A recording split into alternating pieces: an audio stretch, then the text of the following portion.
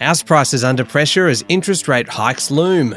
Why people die in Australia and how Donald Trump's answer to Twitter is faring. Spoiler alert, it isn't well. It's Thursday, the 7th of April, 2022. Welcome to Fear and Greed, Australia's most popular business podcast. I'm Michael Thompson and good morning, Sean Aylmer. Good morning, Michael. Have you joined Donald Trump's Truth app yet? No, and I know we talked a lot about it previously, and I think I was full of kind of claims that I would do it just to kind of see what was going on, but no, I didn't actually follow through with that. Did you? No. I was full of good intentions. I don't know if it's good intentions. I was full of noise about doing it, but no, it didn't go anywhere near Truth Social, and we're not alone. Many didn't. Sounds like we're not the only ones who had all the intentions and didn't follow through. So we'll have a bit of a chat about that later on, and immediately after the show as well. Stay listening for Sean's chat to Louise Davidson from the Australian Council of Superannuation Investors, which is really a council that is hugely influential in terms of the Australian investment landscape, with the funds that are the members of that council owning on average 10% of every company on the ASX 200. So it's a really interesting chat, that one. That's coming up a bit later on. But Sean, we've got to talk about house prices because they are under pressure, with experts warning that the Reserve Bank's shift in policy on interest rates this week is set to hurt the market. That's right, Michael. Several of the major banks now expect house prices to fall next year, as does AMP Capital's Shane Oliver. Data provider CoreLogic and online real estate group Domain are also forecasting a drag on prices because of higher interest rates. There's some pretty big hitters in the housing market. Of course, it comes after a record run for the property market, notwithstanding the pandemic, with prices up more than 20% in many cities and regions last year. On Tuesday, the Reserve Bank dropped its insistence that it will be patient on interest rates and price pressures. As a result, the consensus among market economists is that the first rate hike since 2010 will occur in June. The problem really is persistent inflation, and that's being pushed higher by the war in Ukraine and booming energy prices. Other economies have already started lifting rates. Yesterday morning, a member of the US Central Bank indicated it could lift interest rates more aggressively than initially intended. All these rate hikes, bad news for house prices. All right, so how much is the Reserve Bank likely to lift interest rates by? Well, that's the $64 question. Everyone assumed it would take the cash rate from 0.1% to 0.25% initially, and that would push variable home loan rates towards 4% or beyond. But the talk over the past 24 hours is that it could move more than that, and certainly over the second half of the year, significantly more, and that will hurt the housing market, no doubt about it. I know, Sean, I should be focusing on what you're saying about the about interest rates and the housing market. But just briefly, when you referred to the $64 question, I've heard it referred to as the $64 question, the $64,000 question, the $64 million question. What made you stick with $64? Well, it actually, I hope I'm right here, it's a 1950s or 60s game show in the US, and the final question was worth $64. So it actually is the $64 question, though inflation since the 1950s has probably made it worth a hell of a lot more now. So that's where it originally comes from, the $64 question. And you know what? If we haven't got it right, I'm sure somebody will let us know. Sean, what's the main implication, back on topic, the main implication of falling house prices? Well, if you've bought a house in the past 6 months, you're not going to be happy. And if you want to buy one in 6 months' time, you probably will. But, Michael, by far the majority of people are not in either of those boats. The real impact is that it hits consumer confidence and people just don't feel as wealthy. We all feel pretty good and upbeat when we think our house price is rising. It kind of goes the other way when we think it's falling. As a result, people spend less, and that's where lower house prices can hit the economy. The economic effect of lower house prices, and I don't think they'll fall too much, but the economic effect is actually more on spending patterns than anything else. It can actually hurt consumer demand. All right. Okay, so what's happening in financial markets? Well, Michael, on the local share market, the S&P ASX 200 finished down 0.5% yesterday to 7,490 points. The tech stocks led the way lower, with big falls in Block, that's the owner of Afterpay, Xero and WiseTech Global. Material stocks were also lower, with BHP and Rio Tinto both down more than 1%. On the other side of the coin, financials did best. Now, they're being helped by the rising interest rate environment at the moment. Market leader Commonwealth Bank closed up 1.3%, while National Australia Bank and ANZ both jumped 1.2%. The Aussie dollar has come off its peak. That was 76.6 US cents about 24 hours ago. It's trading under 76 US cents again. That's because the US Federal Reserve made it clear it would rapidly reduce its balance sheet, which means potentially selling bonds into the market, and move monetary policy to more neutral settings, which means rate rises. So the US dollar appreciated against the local unit, hence the Aussie dollar's back under 76 US cents. All right, we'll be back in a moment with the rest of the day's business news.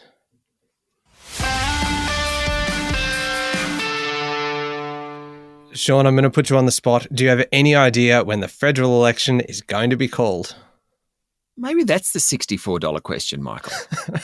$64,000. I'm going to go with $64,000 question because it does sound more impressive. But please, when do you think it's going to be called? Well, it won't be today, because when Prime Minister Scott Morrison was asked directly whether he'd do it today, he said no. And then someone asked him, what about this weekend? And he totally avoided the question. So I reckon this weekend is a pretty good bet. Both Scott Morrison and Anthony Albanese were on the hustings yesterday. They will be for the next 33 days. In fact, it'll be about 37 days in all. Mr. Morrison was warning of higher taxes under Labor. Mr. Albanese was questioned about some big ticket spending promises, and he said he'd release full costings before the election. Anyway, the pain is about to begin, Michael. Yeah, it sure is. Now, Sean, it's emerged that more than 2.1 million Australians are overdue for the COVID-19 booster. The head of the rollout, Lieutenant General John Fruin, is blaming confusion and complacency, particularly among people under 40 years old. Yes, Michael, it's a bit worrying, isn't it? I mean, it comes as across the country COVID cases remain much, much too high. South Australia recorded its worst day ever yesterday for COVID numbers, with infections hitting 5,784. It's one of the COVID hotspots across the country, no doubt about that, and about 60% of the cases are the Omicron subvariant BA.2. In New South Wales, the Health Minister Brad Hazzard, a very familiar figure, has tested positive to the coronavirus after suffering minor flu symptoms. The state recorded a jump in infections yesterday to more than 24,000. Victoria recorded more than 12,000 infections. Queensland and Western Australia were both at about 8,500 cases. Tasmania recorded 2,400 cases, and a little over 500 were announced in the Northern Territory. Rounding out the different jurisdictions, the ACT recorded just over 1,100 cases. But it is a concern that there is a fall away from people having that third shot. Yeah, sure is.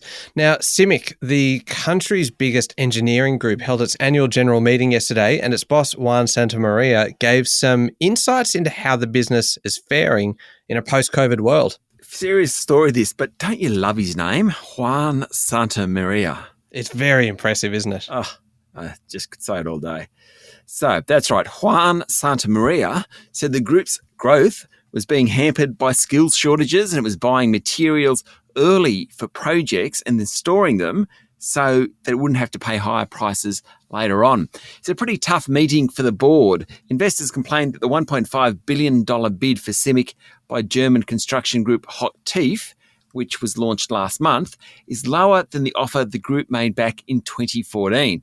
Now, the bid is worth $22.14 a share, half of what the group fetched in 2018 and 2019. Now, as always, Sean, there is plenty happening in the gaming sector. Crown yesterday said it was cooperating with regulators over potential disciplinary action over the group's China Union Pay scheme. Yes, Crown faces up to a $100 million penalty. Last year's Royal Commission found that Crown allowed high rollers to shift more than $160 million over 4 years out of China by linking payments from Chinese credit cards to Crown's reception, hence evading anti-money laundering rules. One method was via China Union Pay credit cards. Crown also said yesterday it would assist in any future investigations into misconduct unearthed by last year's commission. Meanwhile, at the New South Wales inquiry into whether the Star Group should maintain its licence, the gaming group's legal team has been accused of incorrectly claiming legal privilege over documents and instructing other casino employees to say they were seeking legal advice in emails, even if they weren't, in order to shield them from production to the regulator. Just goes on and on, that one. Yeah, it certainly does. Speaking of going on, this next one feels like it has been going on for a very long time. The fight for IVF group Virtus Health is continuing. Local private equity player BGH Capital pitching an $8 a share cash offer. Yes, now this comes after Virtus had already recommended an effective $8.13 a share offer from UK group Capvest Partners. Overall, yesterday's was the seventh bid from the two private equity groups for the IVF company Virtus. You'd think it's an easy choice, Michael, $8 versus $8.13, but the latter is by a scheme of arrangement. Now that relies on BGH Capital, who is the opposing bidder, voting for it, which of course it won't do. So shareholders can go for the surety of an $8 bid, all cash, or the possibility of $8.13. It's actually quite tricky. Yeah, sounds it. Now, I mentioned this one at the top of the show, Sean, and Bureau of Statistics figures show that COVID-19 was the 38th leading cause of death in 2020, which was the first year of the virus, with 898 fatalities. In fact, Australia, along with New Zealand and Denmark, was one of the few countries that actually recorded a lower death rate during the first year of the pandemic. While the 5 leading causes of death in Australia remained unchanged, the fatality rate for each fell. So in 2020, fewer people died. Now, the leading causes are heart disease, dementia, including Alzheimer's, cerebrovascular diseases, lung cancer, and chronic lower respiratory diseases. The good news, assuming you're not old, I suppose, is that most people die of illness when they are old. So the average age of someone dying of heart disease is 84, of dementia it's 89 years old, of cerebrovascular disease it's 86 years old. If you go through the list, there are some other numbers there which are just worth a mention. Diabetes is number 7 on the list. Accidental falls is number 11, and tragically self-harm is number 15. All right. Now, a few smaller stories, Sean, that we'll just rip through nice and quickly. Biotech PolyNovo reported record third quarter revenue. Yep, that's right, and it triggered a near 6% rise in its share price before it settled back to end up 4.6% higher. Woodside has secured the last few remaining Commonwealth and state regulatory approvals needed for its $16.5 billion Scarborough LNG project. This has been on the drawing board for a long, long time. It now has a go-ahead for the oil and gas company to accelerate the construction ahead of the first scheduled cargoes in 2026. Now, Sean, a little bit like yesterday's story about the favourite smells around the world, I'm really not sure how much this story has to do with business, so I don't really know what you're doing to fear and greed here, but it is a good story. Bunnings have been promoting its oldest employee, Harold, who is 91 years old. Yes, it's a great feel-good story. So Bunnings posted on its LinkedIn page the Harold story. Apparently Harold works in the Canberra airport store. He's the oldest team member at Bunnings and has, all in all, been working somewhere or other for 75 years. He started as a fitting and machinery apprentice, became a mechanical engineer, and now works the registers at Bunnings. He helps customers and chats to them about their DIY projects, is how Bunnings put it. I'm sure he does. I just love the fact that he joined the company when he was 87 years old. That wasn't when he was a junior. Good on you, Harold. That is a very good story. I need someone like Harold to help me because I have no idea. So if every Bunnings has a Harold, I would be set. Now, look, if Harold's like my 90-year-old mother, he'd love a chat too. He'd be very happy to help you out. Yeah. Oh, they should put him on the front. You know how Bunnings always have the person at the front door. Oh, the introductory. Yes. Wouldn't that be a fantastic face for the business? So welcoming, so happy to have a chat. And I guarantee you, he would know where every single thing in that store is. Oh, absolutely. It would be great. I like those welcomers. There's my local Woolworths actually has a welcomer, and she's a disabled lady, and everyone says hello to her as we walk in and walk out. And it really makes you feel good about the place you're shopping at.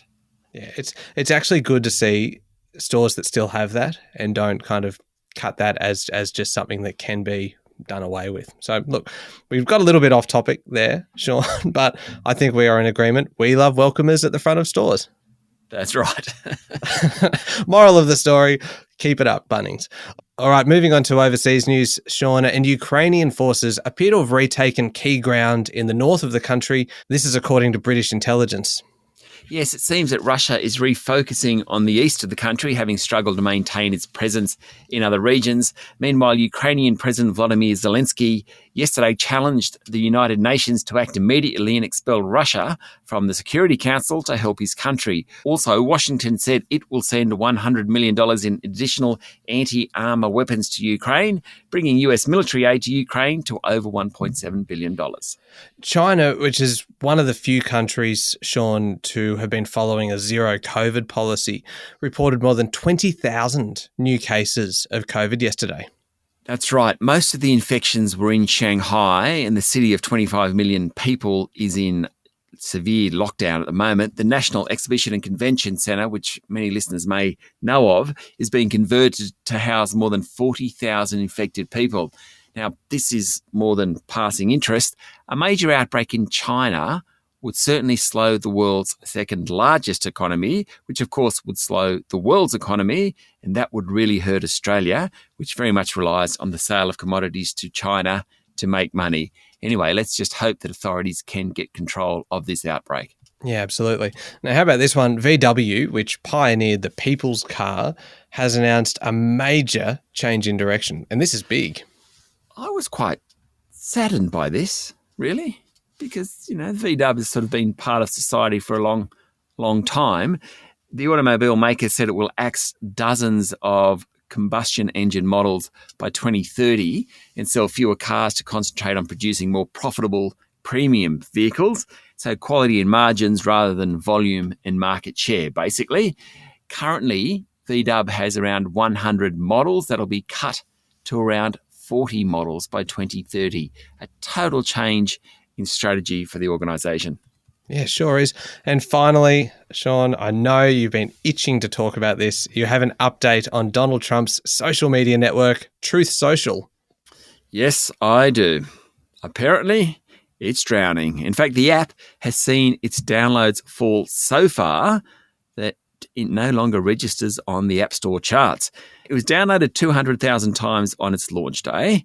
It's now at about 10,000 per day, apparently. It's been installed all up around 1.2 million times, but it's had all sorts of technical problems, and even the former president, Donald Trump himself, actually hasn't posted for several weeks. Really is struggling. That sounds like about 90% of podcasts, doesn't it? Where people start it up and they go strong for the first 2 or 3 weeks and then just gradually it peters out. For the record, we are 23 months into it. That's right. We are yet to peter out. We will continue to go strong. Now, up next, Sean, is the Fear and Greed daily interview with Louise Davidson, the CEO of the Australian Council of Superannuation Investors. Yeah, the council is very, very interested in ESG issues, so climate change being one that we talked about with Louise, but also others, so sexual harassment in the workplace. We talked quite a bit about that. We also talked about the gaming companies, what's happening at Crown and the Star at the moment. So certainly a really interesting interview from someone who represents, his 32 members represent about $1 trillion in investments. Yeah. It's a really good chat and definitely worth having a listen to. It is up next in the Fear and Greed playlist on your podcast platform or at fearandgreed.com.au. Thank you, Sean. Thank you, Michael. It's Thursday, the 7th of April, 2022. Make sure you're following the podcast. Join us online on LinkedIn, Twitter, and Facebook, and make sure you have a go at listening to Fear and Greed through your smart speaker. Just say, play the Fear and Greed podcast, and you should be set. I'm Michael Thompson, and that was Fear and Greed. Have a great day.